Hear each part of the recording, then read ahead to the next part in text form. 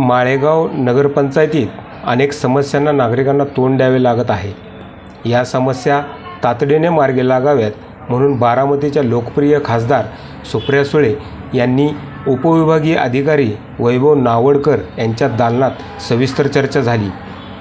या झालेल्या संवादातून लवकरच या समस्या दूर केली जातील असे आश्वासन खासदार सुळे यांनी दिले असल्याचे सामाजिक कार्यकर्ते संदीप आढाव यांनी सांगितले।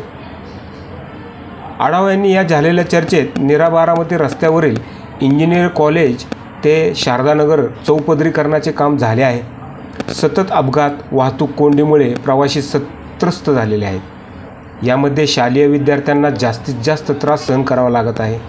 इंजिनियर कॉलेज ते राजहंस चौक रस्त्यावर पंक्चर बोगदे ठेवल्याने हेच अपघाताला कारणीभूत ठरत आहेत। सर्व्हिस रोड नसल्याने मुख्य रस्त्यावर वाहतुकीचा ताण येत आहे।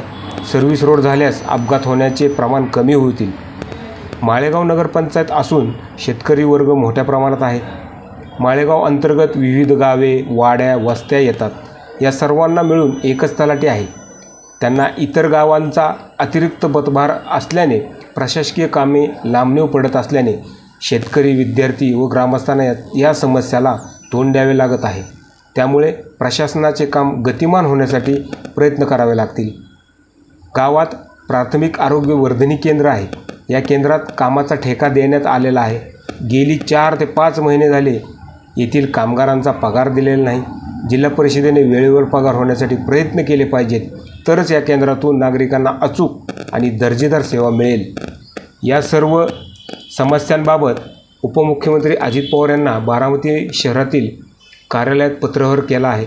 राष्ट्रवादी काँग्रेस पक्षाचे बारामती तालुकाध्यक्ष व माजी तालुकाध्यक्ष यांनी या समस्या जाणून घेतल्या आहेत। यावेळी विविध पक्षाचे पदाधिकारी कार्यकर्ते माळेगावातील नागरिक उपस्थित होते।